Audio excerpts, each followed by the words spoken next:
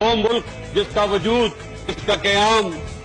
27 رمضان کی بابرکت رات کو ہوا ہو، جو اللہ اور رسول کے نام پر بنایا گیا ہو، اس کو کوئی شکست نہیں دے سکتا۔ پاکستان کے دشمن جو مشرق میں ہیں یا مغرب میں ہیں، وہ یہ میری بات جان لیں کہ ان کے بارود اور گولیاں ختم ہو جائیں گی، لیکن ہمارے جوانوں کی چھاتیاں ختم نہیں ہوگی۔ کوئی ایسی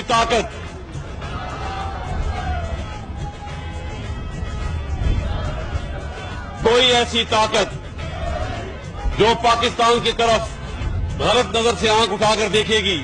یا پاکستان کے اندرونی اور بیرونی طور پر پاکستان کو نقصان پہنچانے کی کوشش کرے گی، میں آپ کو یقین دلاتا ہوں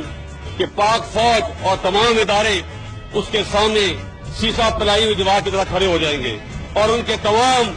ناپاک عزائم کو خاک میں ملا دیں گے۔ یہ جو جھنڈا ہم نے آج سر بلند کیا ہے،